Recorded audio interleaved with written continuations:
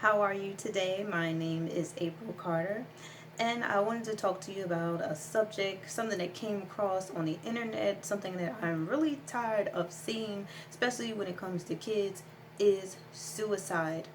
Um, the kid that I seen yesterday on YouTube, I think he was, I don't even think he was 10 years old. He might have been 8. Regardless, like, I kind of wanted to speak on it because I definitely have experience with uh, dealing with bullies with my children and doing what I can to make both of my children strong. And I kind of just wanted to pass on that information to other parents who are now dealing with it and all the things that you can do um, to, I guess, to make the bullies leave them alone and to make the school do something about it. First and foremost, um, I want to say that if you have been reporting bullying to the principal, talking to the teacher about it, and nothing is going on, your next step, I would have to say, is to be to call a meeting with the parents of the child. There are a lot of times where the parents don't even know what's going on. Sometimes the school will not even let the parent know because a lot of times they're trying to protect the image of the school. They're more and more about that than actually protecting the child. And this actually happened with me. Um, Somebody was bothering one of my children, and well, actually, it was more than just bothering. Some little girl tried to stab my son. I think she did with a small object, a sharp object. Um, what happened was I picked up my son from school, and the school, I asked the principal and I talked to the teacher, how's everything today? They said, oh, everything's fine. And then when me and my son was walking away, he said, Mommy, this girl tried to stab me in school. And the thing about it is, now that I think about it, it actually was the same little girl who had been kicking him probably for a good week. And I've been reporting this to the teacher, been talking to the principal about it. Nothing got done. They didn't really do anything about it. I think they probably just maybe gave her lunch detention. So what happened was, when she did stab him with an object, I literally took my phone out and was calling 911. Because first of all, why is it that my son is, something like this is happening and nobody's even telling me? They didn't even tell me I had to hear it from my son. And so when we were still near the school, as I was about to dial the last one, it's a little girl and her father had walked out. And my son had pointed her out. He said, Mommy, that's her. And then her father, they had the same face, so they had to have been a father. So I approached him and I let him know what happened, and I was very calm. I didn't have an attitude, but I just let him know. I said I was about to call the police, and because the daughter did confess to doing it, and this was like, they were both like 6 years old, and so he was so angry. And on top of that, he was not only angry at her daughter, but he had even told me that the school told him nothing about it. And I had told him that your daughter had been kicking my son for the past week. And he was so angry. He made her apologize to me, apologize to my son, and I accepted his apology, and it never happened again. It never happened again. And that is one of the main problems when it comes to bullying. A lot of times the school don't really care enough to even tell the other parent what's going on so that something can be done about it. If you see me looking down, I'm looking at my paper because I kind of, made a bit of a list here because these are things that I have done. Um, I would definitely have to say to please stay involved when it comes to your children and their school. Okay, they need to. First and foremost, your children need to understand and they need to know that if something happens, you are going to be there to defend them, because you know a lot of times when kids, especially at that age, commit suicide, a lot of times they think there's no way out, there's no help. They need to know that you are going to be there for them. Talk to them every day when they come home from school. Ask them how their day was and go into depth about it, because a lot of times when young kids are being bullied so much, to some degree it can become normal. So they may say, oh, it was fine, and then you ask them another question. Well, did someone hit you today? Did somebody say something mean to you? Well, yeah. Well, why did you? I'm like, well, then you know what, your day wasn't fine then. And I actually had those exact words with my son. So I had to really, sometimes it's like pulling teeth, because sometimes kids don't want to tell, they don't want to snitch. But when it comes to things like this, you need to tell me, because your kids kill each other these days, and that's just a fact, sadly. All right. I would definitely say stay involved with the school in a way. If anything happens, you get up to that school and talk to that principal. Call a meeting with that principal, and make sure that she calls a meeting with the teacher, and also call a meeting with that child's parents. There was one time when my daughter, it was somebody who was picking on my daughter, and when we actually called a meeting, and they had asked, they literally got it out in the open. Why are you bothering her? Why are you bothering this little girl? And she did not have an answer. She actually started stumbling over her words, and that alone made her stop bothering my child. Okay, it is definitely important to stay involved. And there are also a lot of times where you have teachers who will witness something, or a teacher's aide, they'll just witness something and they won't do anything about it. If they get tired of you coming up there and I don't want to say harassing them, but you have to make sure that your kid's safe. Once they get tired of seeing your face, they're most likely to do something about it. There was you can, and the thing about it is too, there is a such thing as you volunteering in the school. My mom had did it for years when I was young. I was actually allowed to sit in my daughter's class when she was very young. My daughter, she had a speech impaired. She had a speech impaired. I think she was speech impaired. She wasn't talking at all, so she wasn't able to tell me whether somebody was bothering her. And this was like 3, almost 4 years old. She wasn't talking yet.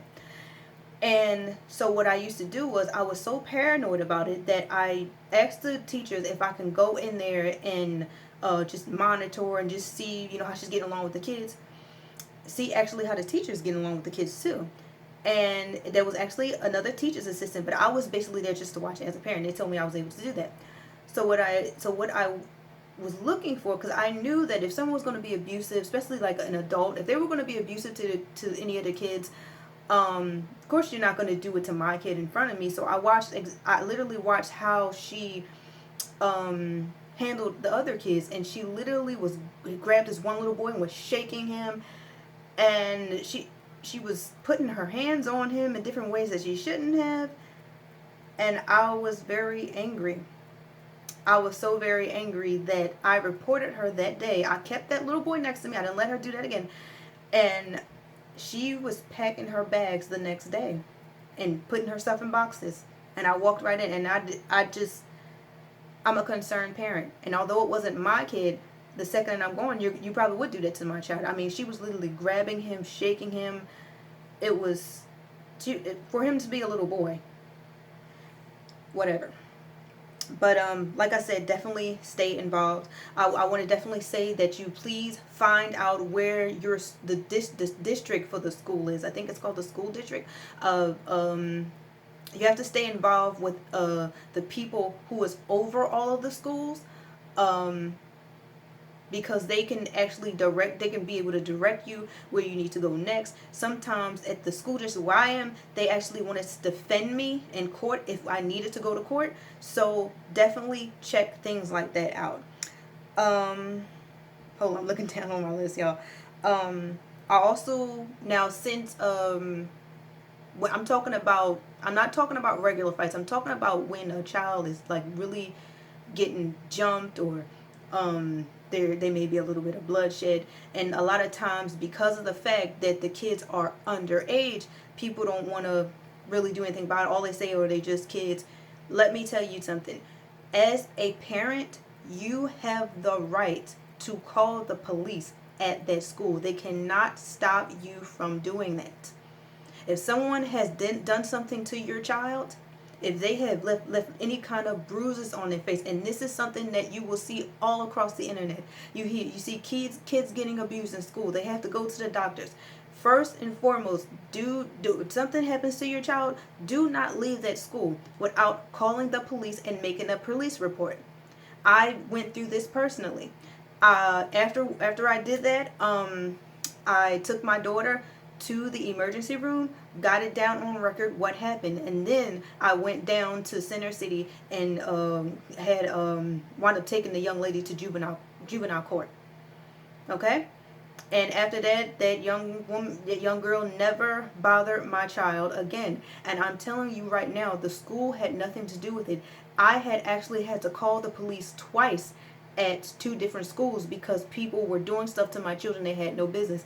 And the school was so afraid when I did that, they kept trying to hide us. Every time me and the cops started talking, they were interrupting us. Do y'all want to go off to here? Y'all want to go off into this room? No, we're fine. Y'all sure you don't want to go off in see, the thing is, they didn't want anybody to know what was going on. And you need to do the opposite. You have to let people know what is going on. And for goodness sake, while you're doing this, please stay calm.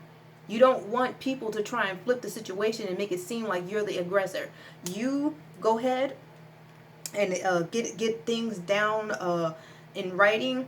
Definitely the injuries, definitely that police report, because it's things like that. Once there is a record of what this child has done to your kid, or even if they just did it once, because when this young lady had did what she did to my daughter. I don't want to put the whole thing out there, but she did something pretty brutal to my child.